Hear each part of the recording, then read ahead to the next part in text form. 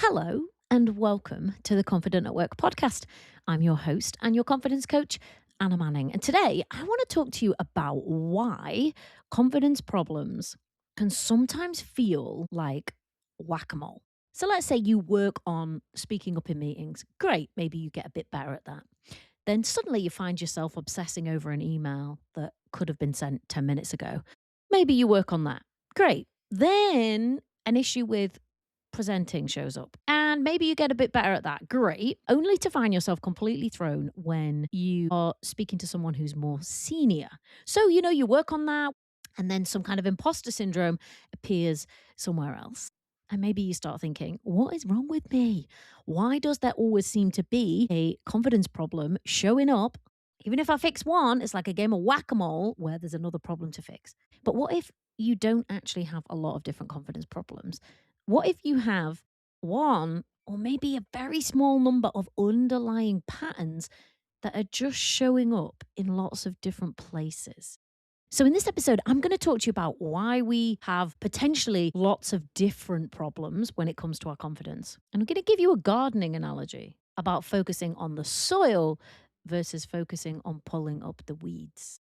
I'm going to tell you a little bit about the low confidence cycle and why fixing individual problems probably doesn't hold. So, when someone comes to a consult with me, I always want to know, where is the confidence problem actually showing up? Like, what are the actual moments in your working day when you're struggling?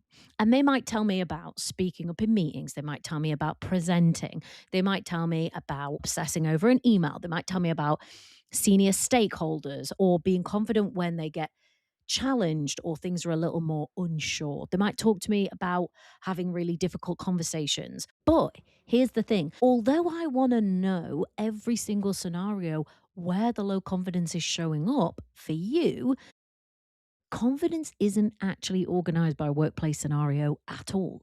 You don't have a completely separate psychological system operating in meetings and another one for emails. You have an underlying system, an internal pattern, if you like, which is traveling with you to all of those different scenarios. So I said I was going to give you a gardening analogy.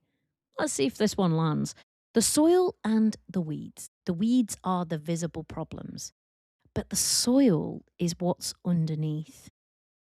And what's underneath are things like, I need to get this right or I'm going to get judged. People are judging me negatively. If I don't control every aspect of this, it's going to go horribly wrong. If I don't respond perfectly, I'm going to look stupid and incompetent. If I make one mistake, I'm on the you're crap at your job pile. I need everyone to think that I'm doing a good job and that I have value. So here's a concrete example. Say you think, I need to get this right or everyone's going to judge me harshly. That belief, that one little belief, can create in a meeting, I'll only speak when I'm certain. In an email, I better rewrite this 3 more times. In a presentation, I need to over prepare and make sure every possible question that anyone could ever ask me, I've accounted for. And after a meeting, presentation, why did I phrase it like that? They must think I'm an idiot. Oh my God, I'm so stupid. They're different weeds. They're different manifestations of the same problem. They are grown, those weeds, from the same soil.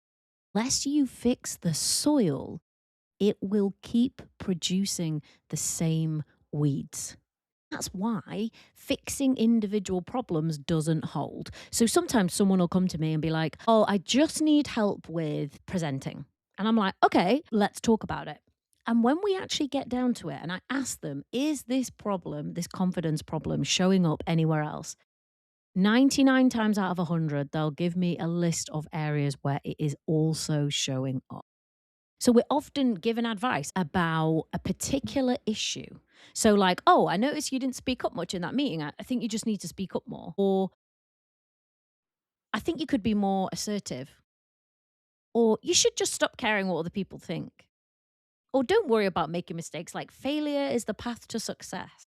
But even if you figure out how to speak up more, you're still going to have those other problems lying there. You're still going to have soil which is growing those other problems.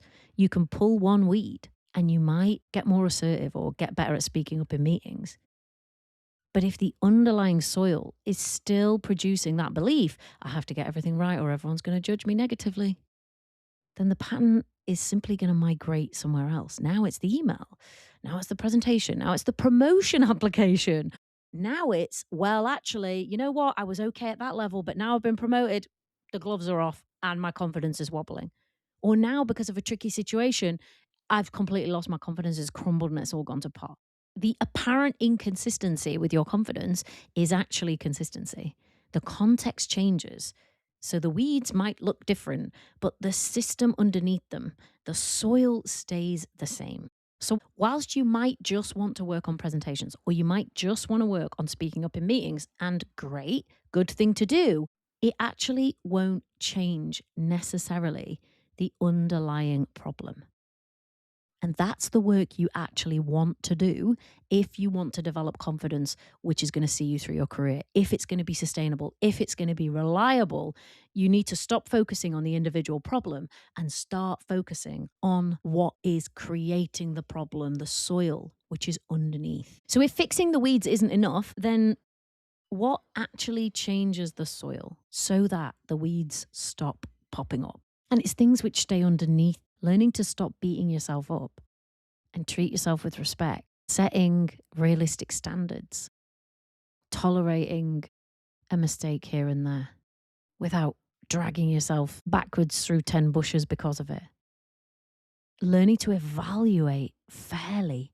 Okay, that went wrong, but and that went okay. Here's how I can learn for next time. Instead of all the self-judgment and the criticism. When you do this kind of work, which I call the work on the soil, you're changing the default setting underneath all of those confidence problems, underneath all of the areas where you struggle. And I would not judge anybody for not knowing this, because even when I started coaching, I didn't know this. It took me, how long have I been coaching professionals on confidence? Since 2018. So quite a while now, 8 years, almost to the month, actually, 8 years. And at first, obviously, I was just helping people with the individual scenario, the individual problem that they were bringing, like speaking up in a meeting or presenting. And I'm like, okay, great. But what I wasn't able to really support them with and help them to see was that there are some underlying things which are creating those problems in the first place. And unless we address what's actually underlying, this problem is going to pop up again somewhere else. But as I started to work with, well, it's now hundreds and hundreds of individuals and training thousands, I started to see the same patterns and the same problems. The same soil was creating all of those different workplace confidence problem scenario areas. So it became really familiar to me. And I learned to ask not just about the individual problems, but about the underlying systems that might be creating them. And to help people really like go past the level of the weeds beneath that to the level of the soil where they could see, okay, this is the environment that these weeds, that these problems are actually springing from, and help them to fix that environment instead of just playing whack-a-mole with the different problems as they arose. I've really seen this in action, and I am convicted that whack-a-mole is not really a sustainable solution. Yeah, it might help you with something for a certain amount of time, but the problem's going to pop up somewhere else. So now when I do work with individuals, I want them to think about the soil as well as the weeds. I want them to think about the environment which is underneath, which is creating those problems, as well as the problems themselves. And I want to tell you a bit about the Confident at Work program, which is a program that it's been going for a couple of years, but in its current guise, it's been going, as you listen to this, under 6 months. And this program is really designed to take you straight to the level of the soil, to take you straight down and to help you identify what are those underlying conditions which are creating these different manifestations of a confidence problem at work, and help you to address through training, through coaching, through support, the soil, and help you to change that soil So it isn't organized around how to speak up in meetings and how to overcome imposter syndrome and how to be great at presentations or how to have difficult conversations. It could be, but it isn't, because it's the foundational skills that are going to transfer across all of those situations. They're the thing that I've realized after all these years that somebody needs if the confidence is going to be sustainable. And when we work on those, the specific issues, you don't necessarily even have to touch. You don't even necessarily have to talk about, because the goodness like comes up through the soil. So those skills that you need to develop in order to create that optimal soil so that the weeds don't grow are learning to respect yourself. And that means treating yourself, speaking to and about yourself with the same level of respect that you would speak to anybody in your workplace. To trust yourself. So instead of doubting and wondering and worrying, you learn to trust in your expertise, your opinion, your knowledge, and your skills. Third skill is learning how to take care of your emotions, because we all have them. They pop up all the time at work. And if you really are doing a good job with that soil, you acknowledge them and you take care of them, a bit like you would for any team member. Part of what you would do for them, if someone worked for you, would be to just, notice where they were at, give them a bit of support when they needed it. It's exactly the same for you. Skill 4 is you learn how to set realistic standards. So instead of perfectionism and I have to be completely perfect or it's all a bag of shit driving everything you do, you learn how to understand and appreciate what's required in a given setting and what is actually reasonable. Because 100% right 100% of the time, 12 hours a day, every day, 365 days a year, it's not really reasonable for any human. And yet, that might be what you're expecting from yourself. Skill 5 is you learn how to recover from failures, from mistakes, and from setbacks. Yeah, we don't love them. Maybe we're never going to. Maybe we would never choose them. But when you can recover, when you can treat yourself respectfully and still trust yourself and take care of yourself when mistakes happen, when failures happen, you will not have your confidence tanked by one thing that goes wrong. You will maintain a high confidence cycle and get back on track. Skill 6 is to learn how to evaluate fairly. So instead of looking at something and thinking, oh God, that was terrible. Look at all these things that went wrong. How could I have done that? You'll be like, okay, what went well? What didn't go well? What would I do differently next time without a lot of drama? Skill 7, finally, is learning how to celebrate and acknowledge yourself. And I'm not talking about, blowing smoke up your own arse or like doing affirmations in the mirror every day. I'm just talking about giving yourself a decent level of acknowledgement for the energy and the time and the effort and the care to be able to notice, to be able to give yourself a compliment. And these skills aren't like just 7 more random topics. They are the skills which will change the way you operate across workplace situations. So when you've learned to trust yourself, you feel more confident in meetings, you feel more confident taking decisions, you feel more confident delegating, you feel better about leading and being visible. When you learn to set realistic standards, you do the preparation that you need to do, and then that's enough. You draft the email, you check it, you send it. You know that when you get up there to do a presentation, you might stumble, it might not be perfect, and you can still deliver a good presentation. When you learn how to recover, something can go wrong, and you will still maintain your confidence, which means that you can be a bit braver. You can be a bit stronger. Maybe you can even take a few more risks and get a bit more reward. It also means that your confidence isn't dragged down, but you can maintain it. So you've got the confidence to know that no matter how things go, you will and you can keep going and your confidence won't end up in tatters. And that makes you more confident before you do everything, not just after. And sometimes I go into workplaces and businesses and I might deliver a one off training on the kind of principles and on the kind of things that we talk about here on the podcast. And I love doing that because I think it gives people something, it gives them an introduction. And I don't offer that for the people who I work with because I know that a one off is not going to fix the soil. It's not going to enable people to develop those 7 skills that they need in order to feel more confident at work. And people leave those one-off sessions knowing what they need to do. They know what skills they need to build. They know what kind of environment they need to create for that soil. But knowing it is not the same as actually implementing it.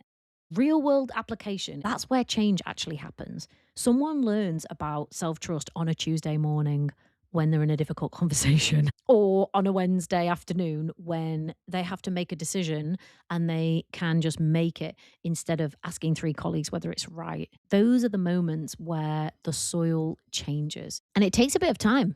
And that's one of the reasons why I made the Confident at Work program 12 months, because I was like, well, I could probably, and this is like business thinking here, but I was like, I could probably make more money if I just allow people to join for 1 month, right? A lot more people would join if they were just allowed to join for 1 month and have it like a membership.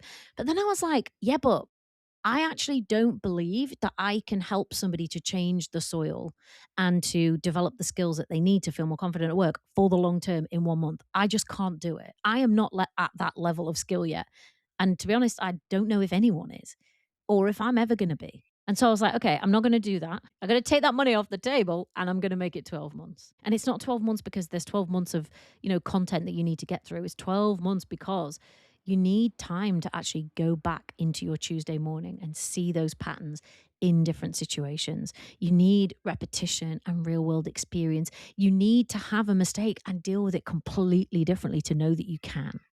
You need to give your opinion decisively and see how that changes something. You need to experience setbacks and be able to come at them completely differently this time. You need to learn how to acknowledge yourself over time. You need to learn how to evaluate after you've done something. You need experimentation and reinforcement and opportunities to completely mess it up and to fail and to try again. You don't change an established pattern because someone explains something to you brilliantly once. You do it by experiencing a difference over and over again. So, like one off sessions and even podcasts, right? The podcast you're listening to now is the starting point. The real change actually happens in what you do afterwards in your working life. So, if you feel like confidence is a game of whack-a-mole and you fix one thing and another thing pops up, or at the next level, all these other things pop up, I want you to consider that maybe you don't have 10 different confidence problems.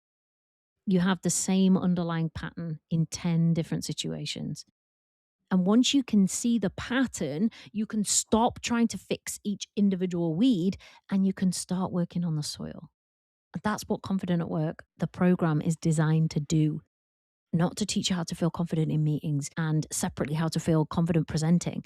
Yes, I will coach you on those things in the program if you bring them to me, but it exists to help you to develop the underlying skills that make confidence available to you in all of those situations. It helps you develop the skills which are the soil that your confidence grows in. So if you want to join us, head to the link in the show notes. Book a 20-minute call to chat to me about the Confident Work program. I'm very happy to tell you whether or not I think that it will help you. And I will see you in next week's episode.